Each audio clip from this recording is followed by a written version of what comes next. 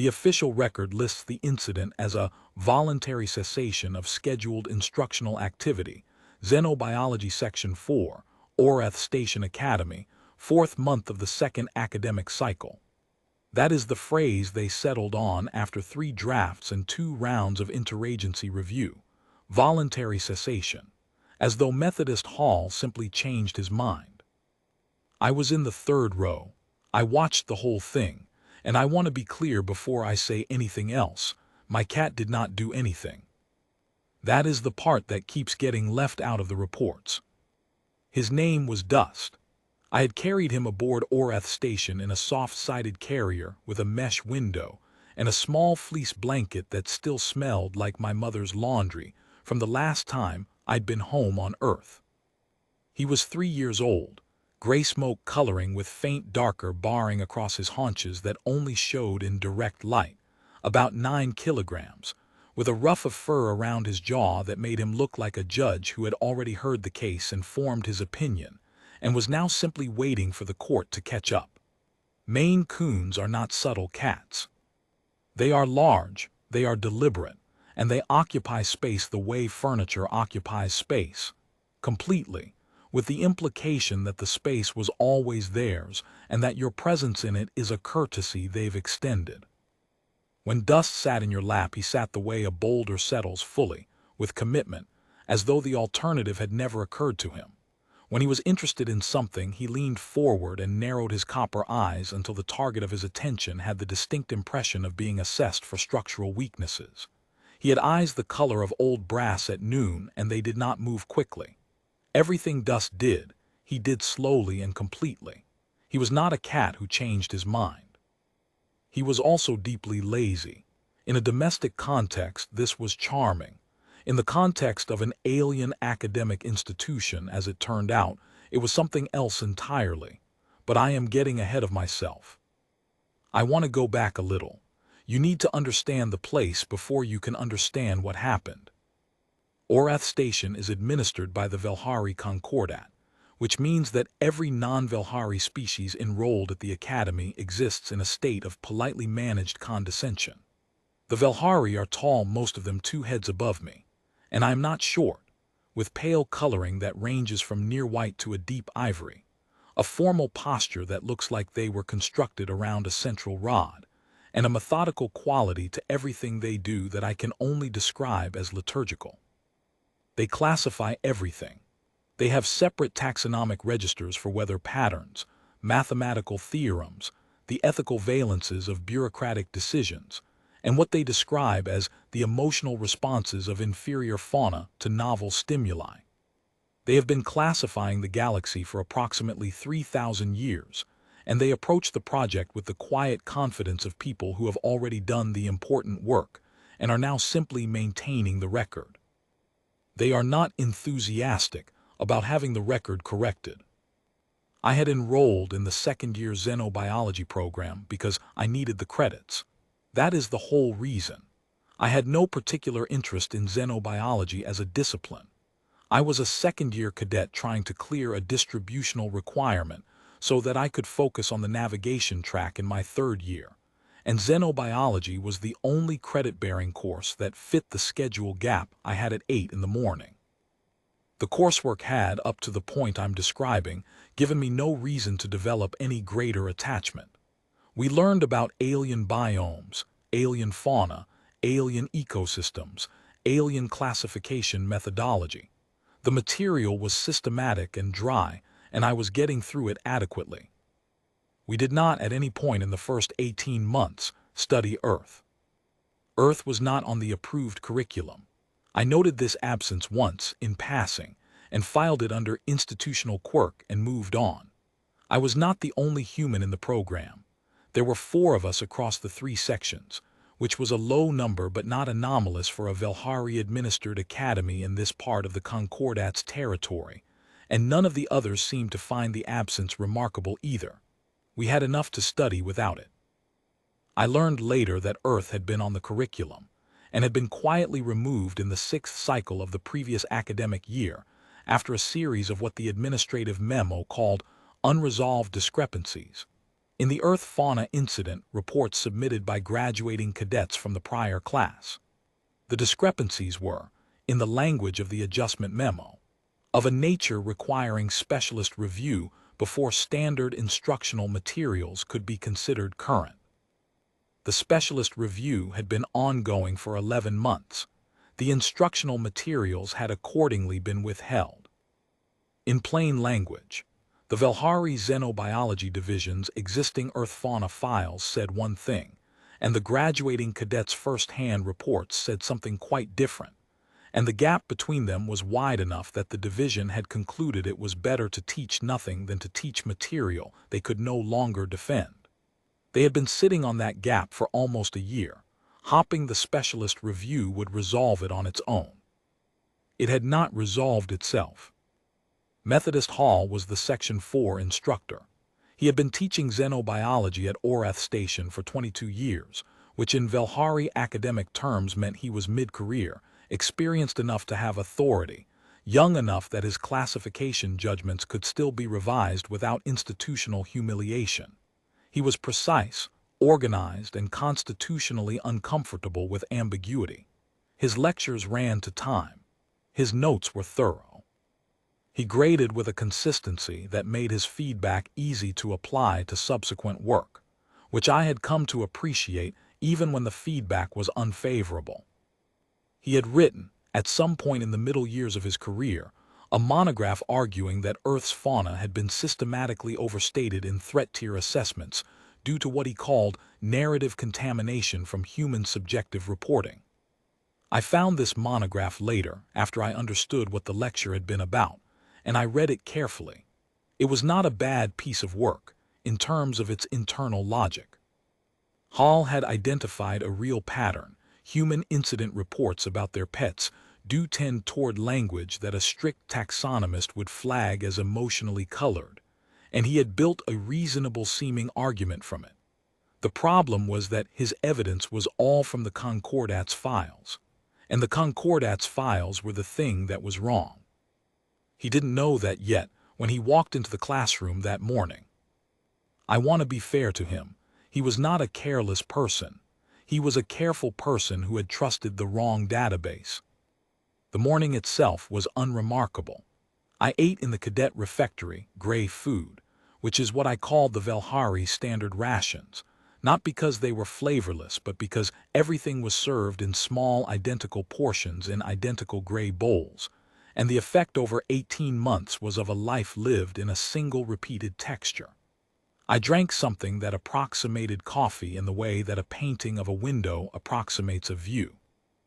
Dust ate his actual food from his bowl on the floor beside my bunk while I dressed, and when I picked up my pack, he walked over to it and sat down next to it in the way that meant he was coming with me.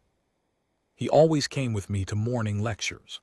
The dormitory was too quiet when I left, and Dust expressed displeasure at prolonged solitude by sitting at the door and making a sound midway between a meow and a question, sustained and rhythmic, for as long as it took for someone to come back. The dormitory neighbors had, after the first 2 weeks, made clear through the polite channels available to them that they preferred the cat accompany me. I had no objection. Dust was well behaved in classrooms. He slept.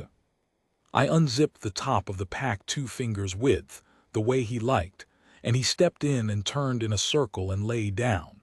I slung the pack and walked to the classroom. Xenobiology Section 4 was in the Eastern Academic Block, which was the older part of the station, pre-renovation architecture, meaning the corridors were narrower, and the ceiling height was calibrated for Velhari proportions, which meant that at my height I had about a half-meter of clearance above my head, and the Coveney cadets walked with a slight forward lean to keep their sensing filaments from catching on the overhead conduit runs. The classroom itself was a long oval, tiered seating on both sides of a central pit where the instructor stood, with a display wall behind the lectern and ambient lighting that Velhari architects described as neutral instructional, but which I had always experienced as the indoor equivalent of a cloudy afternoon, bright enough to see clearly, pleasant to no one in particular. I sat in the 3rd row left side. Cadet Soren Thal sat down next to me a few minutes later. Soren was Velhari, four-limbed and fine-boned, with a facial structure that registered emotion with the clarity of a gauge. You could read her reactions the way you read a weather instrument, if you knew the scale. She had been sitting next to me since the first day of term, because on the first day of term, the only available seats had been adjacent ones, and we'd never rearranged. We had progressed over 18 months from strangers sharing a row to something in the neighborhood of friends, which for an introvert doing a foreign academic program felt like a significant achievement on both our parts. Soren set her pack down, took out her notes from the previous session to review, looked at my pack and said nothing. She knew about Dust. She'd known since the third week of first term, when Dust had stepped out of my pack during a pause in a lecture on Velhari bioluminescent fauna, and walked down the row of desks examining the other students' materials. Soren had extended one hand toward him with the automatic caution of someone who had never touched an earth cat, and Dust had sniffed her fingers and pressed his jaw against her knuckles with the decisive approval of a cat who has decided you are acceptable and is making this known. Soren had looked at her hand afterward with an expression I couldn't read at the time. Later she told me that in Velhari tactile language, what Dust had done was roughly equivalent to a formal greeting. She said she hadn't been sure how to respond, and that she had ultimately decided to take it as a compliment. She had not been nervous around Dust since. Most of the species in my cohort had reached similar accommodations with him at varying speeds. The Kovni took about 2 weeks. The single Gesali, Ahin, back row reader, measurer of everything, had taken about 4 months, after which Ahin had begun occasionally placing one broad, many-fingered hand flat on the desk in Dust's vicinity when he wandered past, which Dust would sometimes step onto, which Ahin apparently found significant for reasons they had not shared with me. Only the Velhari cadets had maintained a consistent and unexamined wariness, which I had attributed to the fact that Velhari culture did not practice companion animal ownership and had no instinctive framework for interpreting the behavior. The room filled around me. I watched the Theresi cadets arrive as a group. They moved that way, 4 of them, always together, always slightly ahead of schedule. The Theresi are blue-gray in coloring, bilaterally symmetric but with an extra joint in the upper limbs that gave their movements a quality I had spent 2 years trying to find the right word for and had settled on considered. Every movement looked thought through. They sat in the left side rows, second and third tier, in the same seats they always occupied. They set out their notes, they arranged their materials, then the one on the end looked at my pack. Her name was Cadet Rithen Salva. She was the quietest of the 4 Theresi in the section. She looked at my pack for a moment and then looked at the front of the room and began reviewing her previous notes. I did not think much of it. Methodist Hall arrived at precisely the hour. He was carrying a data slate, a physical binder. The Velhari use physical binders for primary documentation because they find digital-only records insufficiently committed. A physical document has been decided upon, in their view, whereas a digital record retains the possibility of revision, and an expression I had not seen on him before. It was not quite satisfaction. It was the expression of a person who has been right about something for a long time in private and has finally been given a formal occasion to demonstrate it to an audience. The expression of a person who has been looking forward to this. He set his materials on the lectern and looked at us and said, "Today's session will be a corrective review." I wrote that down, corrective review. I underlined it because in Velhari academic culture a corrective review is a specific formal procedure. It means an instructor has identified an error in the current institutional record and is taking the official steps to address it and replace it with the correct information. It carries institutional weight. It is documented. It becomes part of the permanent archive that the Velhari take very seriously and maintain, with the kind of care that most cultures reserve for sacred texts. "Has been," Hall said. A sustained misclassification of Earth fauna in the Academy's instructional record. I have reviewed the primary incident reports submitted by the prior cohort, and I have cross-referenced them against the established Velhari taxonomic literature, and I have found a consistent and correctable pattern of overstatement. He placed one hand on his binder. The error originates in the human tendency toward narrative amplification. Humans are storytelling organisms.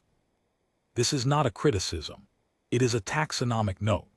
It simply means that when humans describe encounters with their own fauna, they describe them through a narrative lens that exaggerates emotional stakes and physical consequence.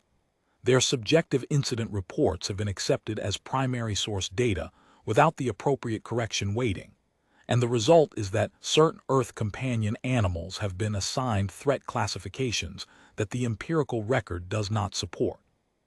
He paused to let this settle into the room. The Velhari cadets were writing. The Theresi cadets were not yet. We will address one case study this morning. Earth's felid companion animals, specifically the larger domestic breeds. The classification currently assigned to these animals is, I will demonstrate, a full 3 tiers above what the observable evidence warrants. I have prepared a formal reclassification memo, which I will submit to the Division Archive at the conclusion of this session. He touched his binder again. I have arranged for a live specimen to be present in today's session to demonstrate the basis for my assessment empirically. He looked at me. Cadet Vale. Yes. Your felid companion is in your pack. It was not a question. Yes, I said. Please bring it to the front. I want to be clear about something. I had no agenda. I want that in the record. I was a second-year cadet who needed the xenobiology credits and had been bringing her cat to morning lectures all term because it was easier than leaving him in the dormitory. When Hall asked me to bring him to the front, I did not hesitate or feel any premonition. I thought, Dust has been carried places before. He can be carried again. I unzipped the pack fully and reached in and took Dust out. He woke up. He did what he always did when woken from a deep sleep, stretched all 4 limbs simultaneously, spread his toes so every claw extended and then retracted, opened his jaw in a yawn that went all the way back and displayed his full complement of teeth at maximum gape, and then collapsed into my arms with the deliberate density of an animal for whom weight is a commitment. His eyes came open to half-mast, copper, slow, calibrating. He looked at the room from my arms. He looked at it the way he looked at new rooms, not alarmed, not curious in a prey-drive way, but the way a person looks at a new office they're about to occupy, noting the dimensions, the exits, the furniture, the people, making judgments. I carried him to the front. The Theresi in the left rows went still. It was not a dramatic stillness. It was the stillness of people who had stopped what they were doing because something in their environment had changed, and they were waiting to see what it meant. The 4 Theresi cadets went from their usual focused, note-taking posture to something quieter. Their pens, they used physical writing instruments like the Velhari, stopped moving. I noted this in the way you notice a room change temperature, not dramatically, just a degree. I noted it and filed it under unfamiliar response to an Earth cat, probably not relevant, and kept walking. I stood at the front of the room with Dust draped over my forearms. Dust was looking at the room with the half-open copper eyes. He was awake enough to track movement. He was not alarmed by any of it. He had been in rooms like this, not this room, not this station, but the fundamental experience of being carried to the front of a space full of attentive beings looking at you. He had been to the veterinarian. He had been on transport ships. He had been carried into my mother's dining room at Christmas when 14 people fell silent to stare at him. He knew how to be observed. He did not find it concerning. Thank you, Cadet Vale, Hall said. He turned to the class. Observe. He stepped forward and placed both hands on Dust. I want to note this clearly because it matters. Hall placed both hands on my cat calmly and without hesitation. The confidence of a man who had read what he trusted and believed what he'd read. There was no caution in it. He lifted Dust from my arms without asking whether the cat would object, because the literature he trusted said the cat would not object, and he was acting on the literature. Dust allowed this. He went where he was put. He draped himself across Hall's forearms in the same boneless, committed way he draped himself across mine. He looked at the room from this new elevation. Hall held him up for the class to see. Current threat classification for large domestic felids from the human homeworld is Tier 7 under the Velhari Concordat's Apex Companion Register. He turned slightly so the class could see Dust from multiple angles. Dust looked at the ceiling. Tier 7 is the same classification tier assigned to the Coveney Sandstalker, the Medhari Ridgehound, and 3 species of thoracic predatory fauna that have produced documented fatalities in controlled environments. He glanced down at Dust, who was still looking at the ceiling. I want you to look at this animal and tell me what you observe. The class looked at Dust. Dust looked at the ceiling. No one spoke. In Velhari academic culture, you did not answer rhetorical questions posed to the collective. You waited for the instructor to answer them, because the instructor had asked them knowing the answer, and you were there to learn the answer, not to speculate about it. What you observe, Hall said, is an elderly specimen of a companion species that has been domesticated by its human hosts for approximately 10,000 years. It is a single-planet domesticate. It has no armoring, no venom, no electromagnetic or chemical defense capability. Its musculature is typical of a terrestrial obligate carnivore at this mass, approximately 9 kilograms, and its bite force is comparable to that of a subadult Velhari domestic fetch beast. He paused. The fetch beast is classified at Tier 2. He let the arithmetic sit. The current Tier 7 classification is not supportable by the empirical record. The classification exists because human incident reports have been used as primary source data, without appropriate correction for the narrative amplification tendency I described. When you remove the narrative distortion from the human accounts, what remains is the behavioral profile of a semi-socialized domesticate that sleeps for approximately 16 hours per day and seeks physical contact with its owner. He looked at Dust. Dust was still looking at the ceiling. I intend this morning to formally recommend reclassification to Tier 3 with the supporting documentation you see here. The memo will be submitted to the Division Archive at the end of this session. He looked at the class. I will now demonstrate the baseline behavioral response of this specimen under handling conditions. Cadet Vale, please step back. I want the class to observe without the influence of the human handler's proximity. I stepped back. Hall held Dust. Dust looked at the ceiling. The animal is displaying a fully passive postural response to handling by a non-owner, Hall said. There is no territorial vocalization, no postural stiffening, no defensive. Dust looked at Hall.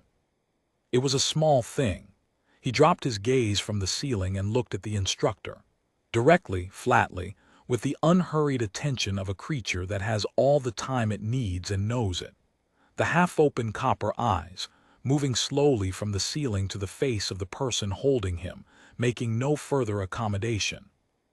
Hall kept speaking. No defensive posture activation, no claw extension. The resting position is. The thoracic cadets had stopped writing. I noticed this the way you notice a sound cut out, not because the silence was loud, but because the rhythm you'd become accustomed to was gone. 4 thoracic cadets, all of whom had been writing continuously since the session started, all stopped at the same moment. Pens flat on the desk, eyes forward. I did not yet know what to make of this. I noticed it and kept watching Hall. Is consistent with a domesticated animal in a low-stress, unfamiliar environment, Hall said.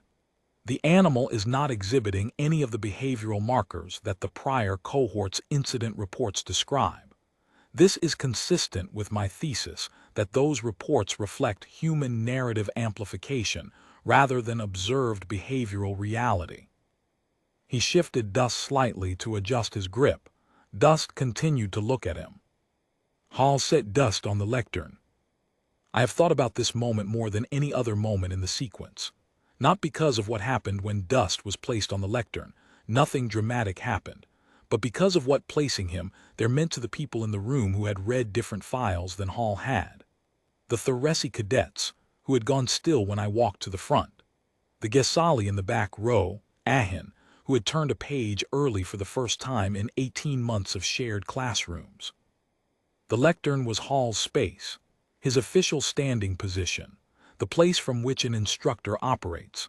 When Hall placed dust on the lectern and stepped slightly aside so the class could observe the animal unobstructed, what he had done, without knowing it, without intending it, was give the cat the room. Dust sat on the lectern. He sat the way he always sat. Square-based, settled tail curled around his paws, the ruff of fur around his jaw giving him that judicial quality. He was not tense. He was not coiled. He was not making any preparatory movement of any kind that I would have recognized as preparation. He was simply sitting on the lectern with the permanence of a thing that has decided to be there, and his copper eyes were at half-mast, and he was looking at Hall. Not around Hall, not past Hall, at Hall, the slow, flat, measuring look. Note the resting posture, Hall said. This is not a predatory display. The postural indicators typically associated with a predatory readiness state in Felid taxonomy are absent. There is no ear flattening, no tail agitation, no muscle. The Gesali in the back row turned a page. I know how this sounds. A page turn. But in 18 months of sitting in classrooms with Ahin, I had never once seen them turn a page before the content on it ran out. They read everything. They moved forward only when there was nothing remaining on the current page that was worth staying for. They turned early. I looked at Ahin for just a moment. Ahin was reading the new page with the same flat attention they gave everything.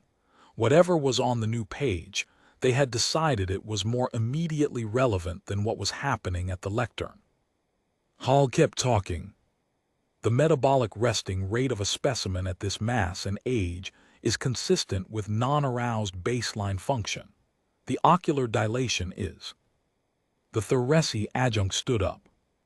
Every classroom at Oreth Station Academy had a species adjunct, a senior observer from one of the Concordat's member species, present to monitor academic standards, report anomalies, and serve as an interagency liaison. It was an administrative requirement that no one thought about until they needed to think about it. The Theresi adjunct for Section 4 was Vessel Coordinator Irath Solen, a title that translates approximately as someone responsible for maintaining structural integrity in an organization. The person who identifies when something is about to fail and addresses it before it does. Solen had attended every lecture that term. She sat in the back left corner, took sparse notes, asked no questions, and had never, in my recollection, spoken during class hours. She stood up. The room went quiet in a different way than it had been quiet before. When Hall paused his lecture, the quiet was a lecture pause. When Solen stood, the quiet was something else. She said, in the flat and precisely calibrated voice that Theresi officials use when they are being diplomatically exact. Instructor Hall, I want to note for the record that the specimen on your lectern has been maintaining continuous optical contact with you for approximately 90 seconds. Hall looked at her.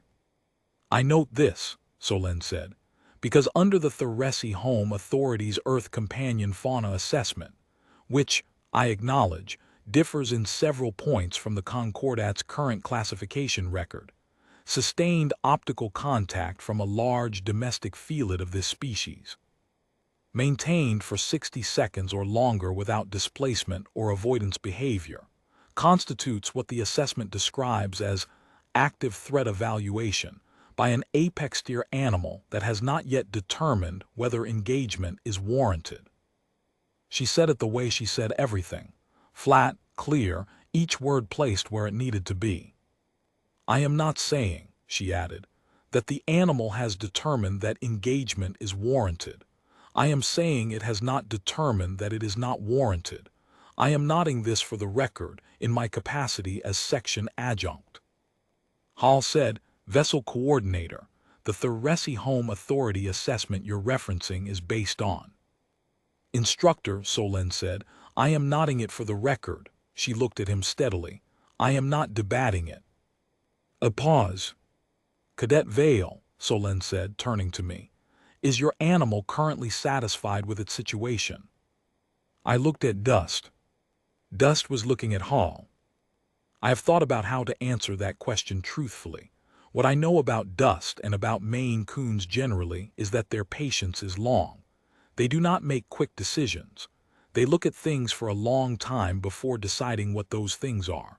Dust looking at Hall for 90 seconds was, in my experience of him, not necessarily ominous. It was also not nothing. He was interested in something. Whether it was Hall's height, or Hall's smell, or Hall's posture, or some quality of the room that Hall was adjacent to, I could not have told you. What I could tell you was that Dust had decided this situation was worth continuing to assess. He seems fine, I said. Good, Solène said. She picked up her binder. She looked at Hall once more. Then she said, Instructor Hall, I will be filing a formal review request with the Velhari Home Authority's Fauna Liaison Division regarding the classification materials being referenced in this session. As a procedural precaution, I recommend that you return the specimen to Cadet Vale before continuing. She walked to the door. She did not hurry. She moved with the considered deliberateness that characterized every Velhari movement I had observed, as though each step had been allocated and spent carefully. She reached the door. She paused with her hand on the frame. The precursor state, she said, without turning back, does not require a terminal outcome in order to constitute a significant environmental signal. She left. The door closed. Hall stood at the lectern. Dust sat on the lectern looking at Hall. The room was very quiet. Vessel Coordinator Solène is referencing a Velhari Authority document that has not been accepted as current by the Concordats Review Committee, Hall said. His voice was even. The evenness was doing work. The methodology underlying the Velhari assessment she cited has been challenged on several technical grounds, and the document's findings should not be treated as. Dust blinked. All the way closed and all the way open. The slow blink that Dust produced when he had been looking at something for a long time and was pausing to reset. I knew that blink. It meant the assessment was ongoing. It meant he had been watching and was continuing to watch, and the watching was purposeful. I walked to the lectern. I did not wait to be told to. I simply stood up from my seat in the third row and walked down the aisle to the front of the room and reached out and put my hands on Dust and lifted him from the lectern. He came easily. He always came easily. He draped himself across my arms and put his chin on my wrist and looked at the room from the new position. Hall had stopped speaking when I stood up. He watched me take Dust off the lectern. He watched me carry Dust back to my seat. I sat down. Dust sat on the desk in front of me for a moment, evaluating the surface, then walked in a small circle, stepped onto my notes, and lay down with his chin on his paws. He looked at the room for another 30 seconds with the half-open copper eyes. Then he closed them. The Velhari cadet started writing again. Hall stood at the lectern. He looked at his data slate. He looked at his binder. He looked at the class in a way that suggested he was doing a rapid internal calculation about what came next, and the calculation was not resolving cleanly. Then he picked up the data slate, and he picked up the binder, and he said, "We will resume with the written component next session." He looked at his notes for a moment longer. "That will be all," he said. He walked out. The door closed behind him. Thurak, the Coveney cadet to my left who had reliable instincts about when to speak, waited about 4 seconds and then said, in a low voice, "Vale, what just happened?" "I'm not sure," I said honestly. I looked at Dust. Dust was asleep. Your cat looked at the instructor, Thurek said, for a while. Yes. And then the adjunct left. Yes. And then the instructor left. Yes, I said. Thurek looked at Dust. Did the cat do anything? Thurek said. In the sense of physically, did it do anything physical? No, I said, he just sat there. He was looking at him.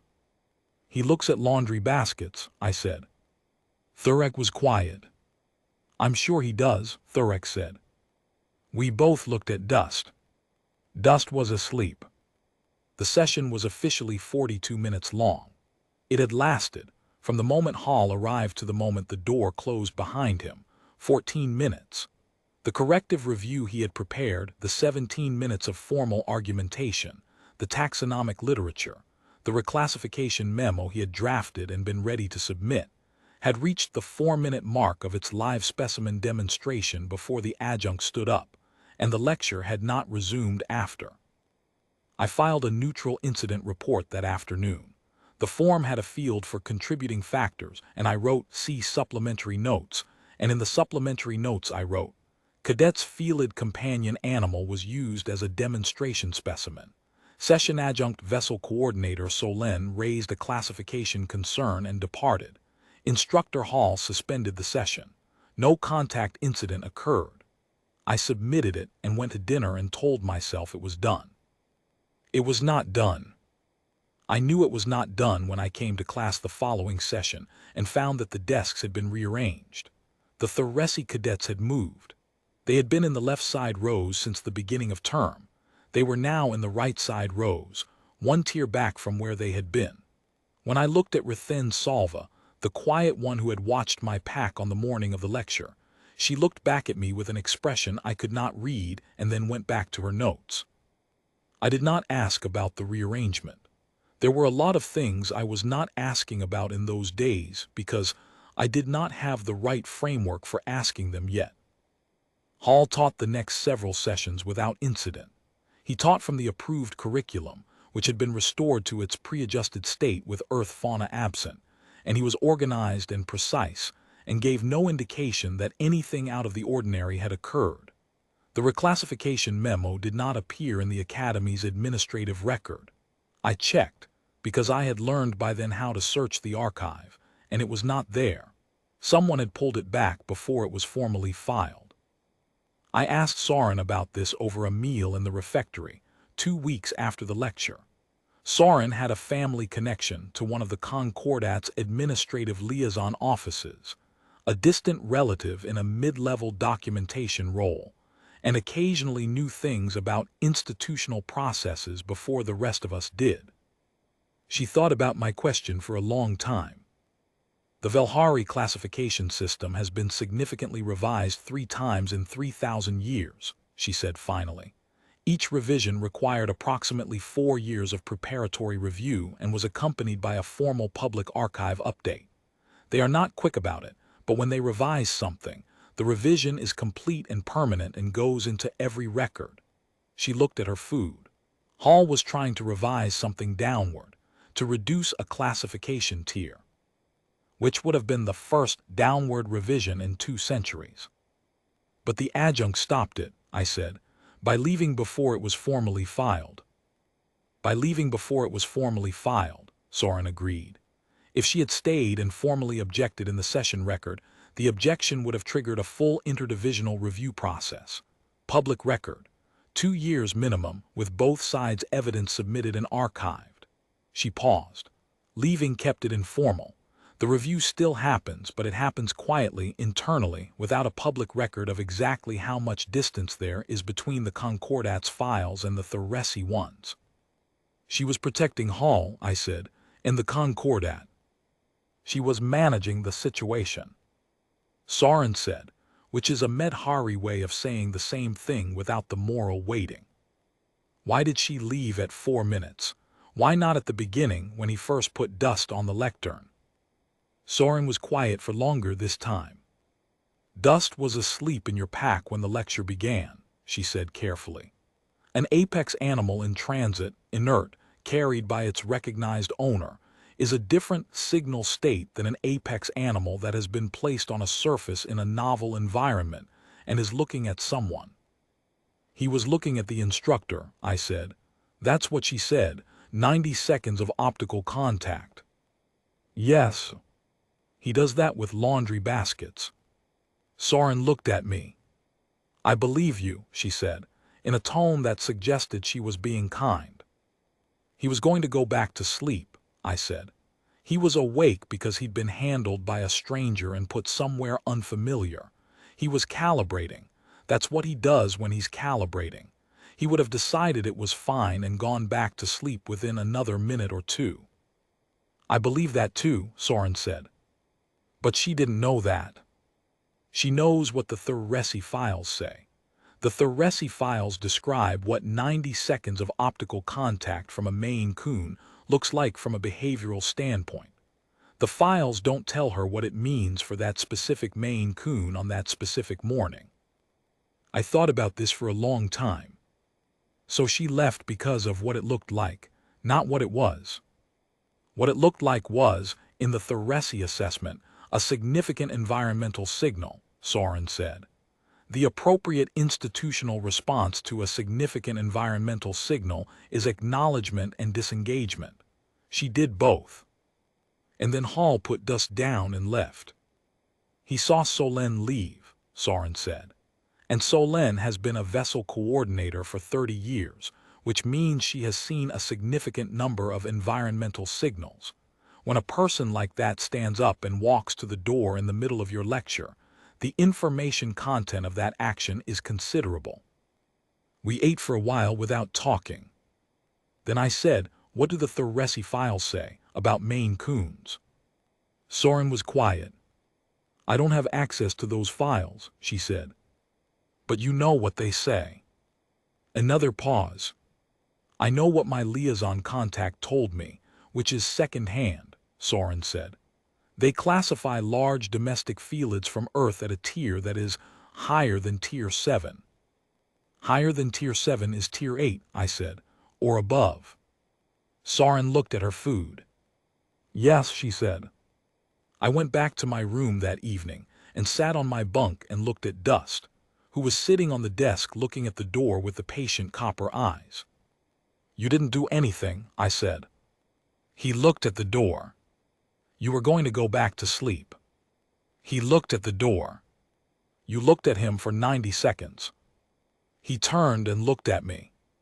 I had no response to that. I graduated the second year, moved into the third-year navigation track, and did my best to stop thinking about it. I had a full course load and a simulation placement, and an upcoming evaluation cycle that required most of my attention. The incident was behind me. The administrative file was filed. Dust had a new routine that involved sleeping under the heat register in my third-year dormitory room, which was smaller but had better air circulation, and he seemed to prefer it. 3 months into the third year, Vessel Coordinator Solen stopped me in the corridor outside the Academy library. She did not look like a person who had been looking for me. She looked like a person who had simply arrived at the same place I was, which I later decided was intentional. "Cadet Vale," she said. "Vessel Coordinator." She held out a document, 3 pages, the Velhari Home Authority letterhead, formal layout. I took it. The subject line was, "Proposed Addendum to the Interagency Earth Companion Fauna Handling Guidelines, submitted for Concordat review." I skimmed the opening pages, administrative language about classification tiers, and review procedures and interagency data sharing obligations. I found what was relevant on page 2. Under the heading, Recommended Handling Postures Large Domestic Felids Earth Origin, there was a subsection. The title of the subsection was Engagement Posture 3, the Handling Protocol. The body of the subsection said, in its entirety, in circumstances where a large domestic felid of Earth origin is found to be in sustained optical contact with a primary handler, who is not the animal's recognized owner, defined as contact maintained for 60 seconds or longer, without avoidance or displacement behavior on the animal's part. The recommended institutional response is immediate and calm return of the animal to its recognized owner, followed by disengagement from the assessment context. This posture is not based on any record of a contact incident. It is based on the documented behavioral literature, which consistently describes sustained optical engagement in these animals as a precursor state rather than a terminal state. The precursor state does not require a terminal outcome in order to constitute a significant environmental signal. The appropriate institutional response to a significant environmental signal is acknowledgement and disengagement, not continued demonstration. There was a footnote. It read, "See, Orath Station Academy, Section 4 Incident, 4th Month, 2nd Academic Cycle. No contact incident occurred. Environmental signal acknowledged, session suspended, animal returned to recognized owner, no escalation. Reference case for appropriate institutional response to engagement posture 3 conditions." I read the subsection twice. "You named a protocol after him," I said. Solène looked at me without expression. The addendum formalizes a recommended handling posture based on an observed condition. The condition was documented in an incident report filed by a cadet, standard referencing practice. "The handling protocol," I said.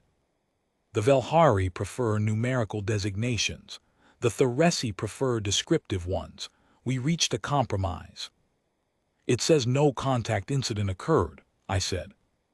"That is accurate." He looked at the instructor for 90 seconds, and then I picked him up and the instructor left. "Those are the documented facts. That's the reference case for appropriate institutional response to engagement posture 3. It is an example of a situation in which the recommended posture was applied and no escalation resulted," Solène said. "That makes it useful as a reference case." She paused. "The precursor state is difficult to illustrate in the abstract. A concrete example where the posture was applied correctly and the outcome was non-escalatory is more useful pedagogically than an example where the posture was not applied." "What would the second kind of example look like?" I said. Solène looked at me. "Less useful," she said.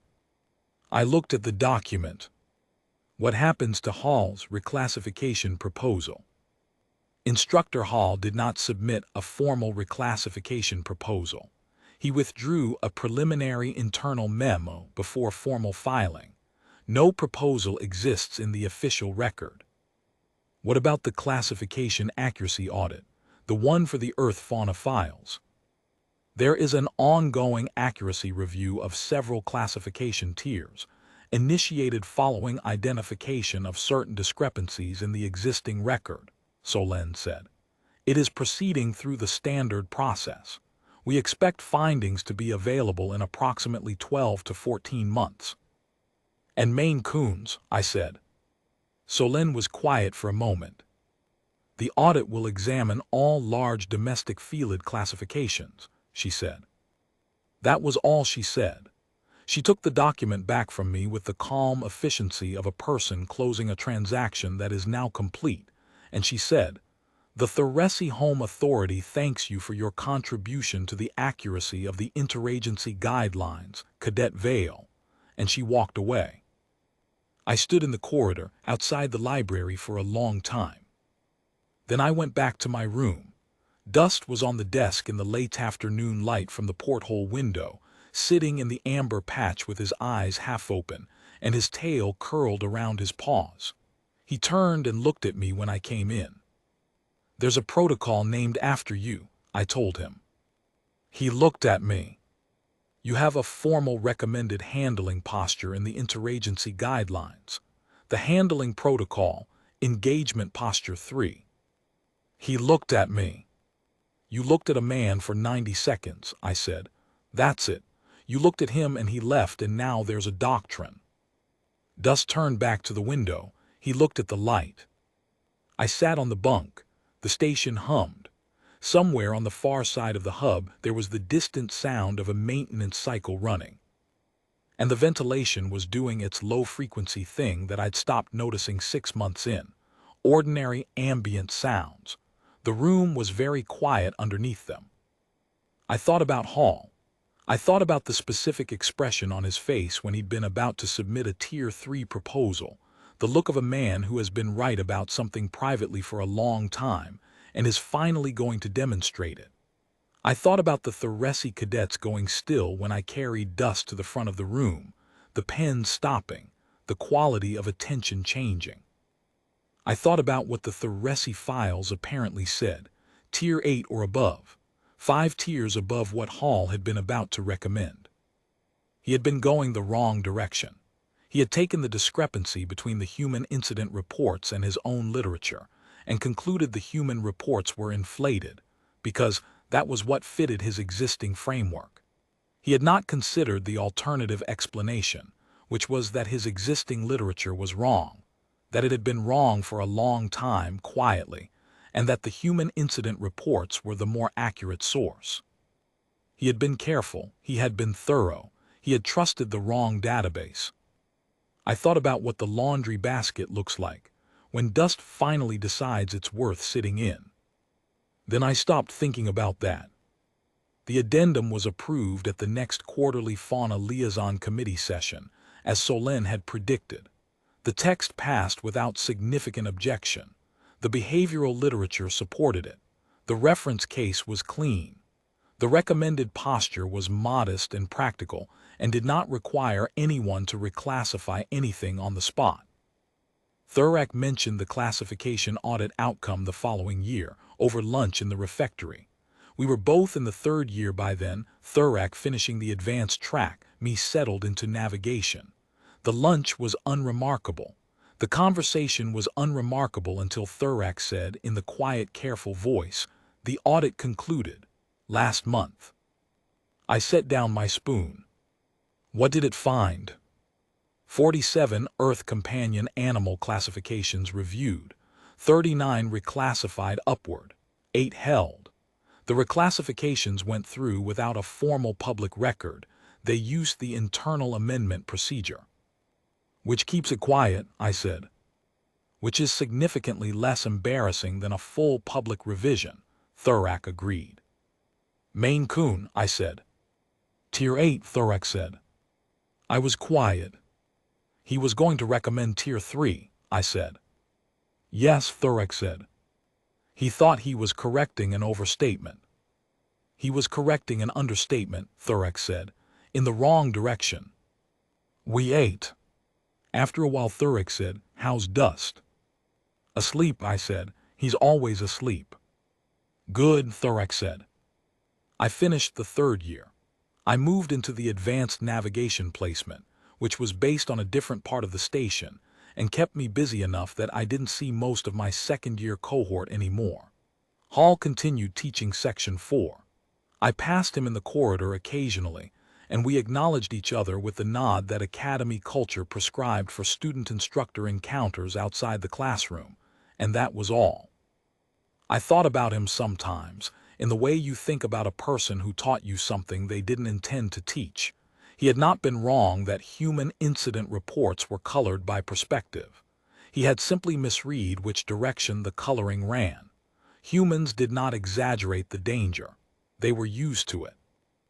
They reported it the way you report weather, factually, without alarm, because the alarm had worn off 10,000 years ago when the first one of us decided to bring one of these animals indoors and call it a pet. What read as understatement to the alien taxonomists was just the human baseline. We had calibrated down so far that we couldn't see it from where we stood. In my 2nd month of the navigation placement, I was assigned an administrative rotation through the Academy's records office, which is where they put students who have exhausted the interesting options and still need administrative credit hours. It was tedious work, cross-referencing, tag maintenance, keeping the archive current. I did it because it was required and told myself there were worse places to spend 3 weeks. On my 2nd week, I was processing a batch of historical incident reports, updating cross-reference tags on older files, routing them to current indexing standards, and I came across the report I had filed the afternoon of the lecture. My own report. See supplementary notes. No contact incident occurred. The file had an administrative tag on it, yellow, which the archive system used to indicate that the file had been cited in external documentation. I opened the citation record. There was one citation. Addendum to Interagency Earth Companion Fauna Handling Guidelines, Velhari Home Authority, approved Cycle 6, Year 11. Reference case for appropriate institutional response to engagement posture 3 conditions. I sat at the archive terminal for a while with this in front of me. I thought about the 14 minutes the lecture had lasted.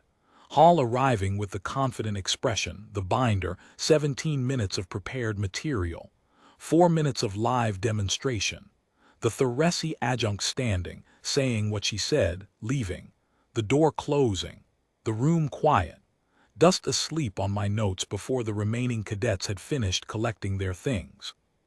I thought about the document in the archive, my report, the specific bureaucratic language of the incident form, neutral and minimal, filed by a second-year cadet who did not know what she was filing, and now referenced in interagency guidelines. A formal record that a thing had happened, and that the appropriate response had been correctly applied, and that the outcome was a non-escalatory one. I finished the batch and returned the processed files to the queue, and went back to my room. Dust was on the pillow. He woke up when I came in, lifted his head, looked at me with the slow copper eyes, decided I was not bringing food, put his head back down. I sat on the edge of the bunk. Tier 8, I said. He closed his eyes. You have a protocol. You have a citation in the archive. You ended a lecture and the lecture became a reference case. He breathed. And you didn't do anything. His tail moved once. The slow, minimal movement of an animal that is aware of its environment without being concerned by it. You looked at him, I said, for 90 seconds, and then I picked you up. I looked at my hands. I thought about Solin's saying, the precursor state does not require a terminal outcome in order to constitute a significant environmental signal. I thought about what Dust does to the laundry basket when he decides. I had lived with Dust for 3 years by then. I had carried him on 2 transport ships and into 6 different dormitory rooms, and through the long, institutional sameness of 18 months at an alien-administered academy, where I was never entirely sure whether the ambient caution I experienced was directed at me specifically, or was just the standard temperature of the place. Dust had moved through all of it with the same quality, settled, deliberate, unimpressed, calm, never alarmed. Never anxious, never performing anything. The calmness was just what he was. He was a big gray cat with copper eyes and a jaw rough, and a conviction that any surface he chose to occupy had been improved by his presence. He was not making a statement. He was not trying to intimidate anyone. When he had looked at Hall from the lectern with the slow, assessing gaze, he had been doing what he always did, taking his time, reaching his conclusion at his own pace, utterly uninterested in what the room thought about the process. The difference was that some of the room had known what the process looked like from the outside. And what it looked like, to the people who had read the right files, was an apex-tier animal deciding whether to bother. He had decided not to bother. He always decides not to bother. He has better things to do. He has patches of afternoon light to sit in and notes to sleep on and faces to walk across at 4 in the morning. He is not interested in demonstrations. But the potential, the unhurried, unperformed, entirely genuine potential was there. It was always there. It had always been there. The Velhari had it documented. The Concordat was finishing the process of updating their records to reflect it. And Hall had stood at his lectern with a cat on it and talked about narrative amplification and threat tier methodology and the inadequacy of human subjective reporting, while Dust had looked at him the way Dust looks at laundry baskets. And somewhere in the room, 4 Velhari cadets had stopped writing, and an experienced vessel coordinator had calculated the situation in a few seconds and decided that the cleanest outcome was to acknowledge the signal and disengage. Which was correct, which was what the protocol now recommended. Because Dust was looking at a laundry basket, and the laundry basket was lucky, and somewhere there was a file that explained why. I scratched behind his ears. He leaned into my hand without waking fully, the reflex of a cat who has been scratched in that spot 10,000 times and knows the sensation without needing to open his eyes for it. A warm, gray, 9-kilogram creature who did not need anyone's classification tier to know what he was.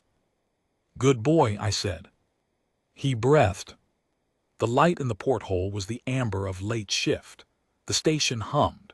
The day was done. Dust was warm and heavy and completely himself, the same today as he had been on every day I had known him, and the room was quiet in the way that rooms are quiet when nothing more needs to be said. He had made his point without saying a word. He always did.